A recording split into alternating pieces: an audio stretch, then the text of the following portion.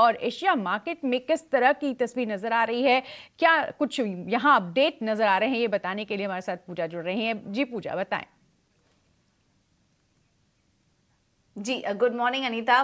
बिल्कुल एशियाई बाजारों की अगर चाल देखें हम तो काफ़ी कमज़ोरी इस वक्त देखने को मिल रही है। अभी कुछ ही देर में हो सकता है कि थोड़ी देर में ही बैंक ऑफ जापान के पॉलिसी रेट्स पर डिसीजन आ जाए। उसके पहले हम देख रहे हैं कि हल्की कमज़ोरी है। गिफ्ट निफ्टी देखिए करीब 71 अंक नीचे इस वक्त कारोबार कर रहा है और बाकी इंडाइसेस भी अगर हम देखेंगे तो वहां पर भी वीकनेस ही देखने को मिल रही है। हांगकांग के बाजार थोड़ी देर पहले हरे निशान में थे लेकिन वहां पर भी अब वीकनेस आ चुकी है, 160 अंक नीचे है। कोरिया जापान के बाजार तो नीचे है ही, चीन के बाजारों में भी कमजोरी है और गिफ्ट निफ्टी भी आप देख रहे हैं इस वक्त लाल निशान में कारोबार कर रहा है। तो कुछ ही देर में इस पर भी फैसला आ जाएगा कि बैंक ऑफ जापान के डिसीजन क्या हो सकता है। वैसे अनुमान यही है कि वहां पर शायद कोई बदलाव नहीं हो बैंक ऑफ जापान की तरफ से। बाकी अगर ग्लोबल मार्केट से संकेत देखेंगे तो काफी मिले जुले देखने को मिल रहे हैं। कमजोर साइड पे क्यूज ज्यादा हैं। हमने देखा कि अमेरिकी बाजारों में डाउ जोन्स में जो लगातार 13 दिन से एक तेजी देखने को मिल रही थी, 1987 के बाद हमने इतना लंबा तेजी का दौर देखा। अब वहां पर ब्रेक लगा और हमने देखा कि डाउ जोन्स में 200 अंकों से ज्यादा की गिरावट देखने को मिली। वजह ये थी कि वहां पर कुछ नतीजे भी कमजोर आए हैं और इसके अलावा बॉन्ड यील्ड्स में भी तेजी देखने को मिली। अब बॉन्ड यील्ड्स में जो तेजी आई वो इस कारण आई क्योंकि यूएस में दूसरी तिमाही के जो जीडीपी आंकड़े थे वो मजबूत आए। 2.4% की बढ़त वहां पर देखने को मिली, 2% का हमारा अनुमान था। अब अनिता अगर इसको नॉर्मल डेज में अगर हम देखते तो जीडीपी के मजबूत आंकड़े आना इकोनॉमी के लिए बहुत अच्छी बात है, लेकिन इस समय फेड ये कोशिश कर रहा है कि वहां पर हल्का स्लो डाउन आए और यही कोशिश की जा रही है कि ब्याज दरों का असर दिखे, लेकिन ऐसा कुछ जीडीपी के आंकड़ों से संकेत नहीं मिला। मजबूत आंकड़े जो आए अब उससे ये माना जा रहा है कि फेड ब्याज दरों में जो बढ़त का दौर है वो आगे भी जारी रह सकता है। हालांकि आज भी काफी एक इम्पॉर्टेंट आंकड़ा आने वाला है पीसीई का। ये एक महंगाई का आंकड़ा होता है, पर्सनल कंजम्पशन एक्सपेंडिचर का। इस पर फेड की काफी कड़ी नजर होती है और वहां पर माना जा रहा है कि 0.2% की बढ़त मंथ ऑन मंथ देखने को मिल सकती है। देखना होगा कि एक्सपेक्टेशन के मुताबिक अगर ये आंकड़े आए फिर तो अच्छा होगा, लेकिन अगर यहाँ पर कुछ नेगेटिव सरप्राइज मिला तो यहाँ पर कमजोरी और बढ़ सकती है और आगे और गिरावट भी हम देख सकते हैं अमेरिकी बाजारों में। तो ये कुछ इंपॉर्टेंट आंकड़े हैं जिस पर कि हमारी नजर रहेगी। नतीजों का इम्पैक्ट हम देख ही रहे हैं। हनीवेल के नतीजे काफी कमजोर आए जिससे में डाउ जोन्स में और ज्यादा दबाव दिखा। दूसरी तरफ मेटा और रॉयल कैरिबियन के अनुमान से अच्छे नतीजे और इंटेल के भी नतीजे काफी अच्छे आए थे। तो काफी मिला जुला कारोबार है नतीजों को लेकर जिसका कि असर हमने मार्केट्स में भी देखा, लेकिन हम अभी फिलहाल कमजोरी देख रहे हैं। यूरोप के बाजार में दूसरी तरफ देखें तो काफी अच्छे संकेत वहां से आ रहा है। ईसीबी ने ब्याज दरों में 1.25% की बढ़त की जो कि एक्सपेक्टेड लाइन पर ही था। और इसके अलावा बॉन्ड मार्केट और कमोडिटी मार्केट पर नजर डालें तो ब्याज दरों में बढ़त के अनुमान से बॉन्ड यील्ड्स 4% के पास पहुंच गए। डॉलर इंडेक्स में हमने तेजी देखी और ये दो कारण की वजह से हमने गोल्ड में देखा वहां पर दबाव था और 2 हफ्ते के निचले स्तर पर सोना कारोबार कर रहा था। कच्चे तेल में तेजी अभी भी बरकरार है और अप्रैल के बाद के ऊपरी स्तर पर अब कच्चा तेल टिका हुआ है $83 के आसपास।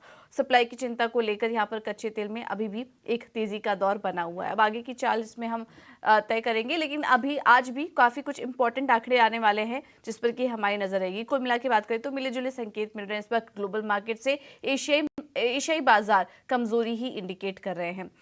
चलिए आगे बढ़ते हैं और एक बार एफआईएस और डीआईएस के आंकड़े देख लेते हैं, उसके बाद हम समझेंगे कि आज के लिए एफएनओ सेटअप कैसा नजर आ रहा है। तो यहाँ पर भी कैश मार्केट में अगर एफआईएस का आंकड़ा देखेंगे तो कमजोरी देखने को मिल रही थी और कल हमने देखा कि जुलाई सीरीज भी एक वीक नोट पर बंद हुई। करीब 4,000 करोड़ के आसपास की बिकवाली कैश मार्केट में एफआईएस करके गए। डीआईएस ने 2,528 करोड़ की खरीदारी की है, लेकिन एफआईएस की तरफ से इंडेक्स फ्यूचर में 3,090 करोड़ की बिकवाली का आंकड़ा नजर आ रहा है। लेकिन अगर ऑप्शंस में देखेंगे तो 41,865 करोड़ की खरीदारी का आंकड़ा यहाँ पर नजर आ रहा है, क्योंकि एक्सपायरी के कारण भी आंकड़ा बड़ा लग रहा है। बाजार पर क्या रणनीति हो ये सुझाने के लिए हमारे साथ जुड़ रहे हैं एक्सिस सिक्योरिटीज के राजेश बालविया। राजेश जी, आपका बहुत स्वागत है टीना स्वदेश पर। जानना चाहेंगे गिफ्ट निफ्टी में जो दबाव नजर आ रहा है, रेड जोन में नजर आ रहा है, वो क्या संकेत दे रहा है, इसे आप कैसे देखते हैं? Good morning. देखिए मार्केट में जो कल के सेशन में हमने देखा एक एक्सपायरी पॉइंट ऑफ व्यू से मार्केट में थोड़ा जरूर प्रेशर बनते हुए दिखा, लेकिन अगर हम रोल ओवर डेटा को देखें तो रोल ओवर डेटा में क्लियरली निफ्टी में लॉन्ग बिल्टअप के साइन देखने को मिले।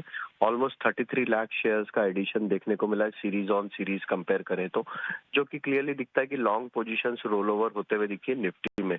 तो निफ्टी में तो स्ट्रेंथ अभी भी बरकरार है, जरूर यहाँ से थोड़ा डिप ले सकता है मार्केट, लेकिन हमें लगता है कि डिप्स में यहाँ पे वापस बाय करना चाहिए। जो मजबूत सपोर्ट एरिया बना हुआ है निफ्टी के लिए वो करीब बने हुए 19,600 19,500 के आसपास।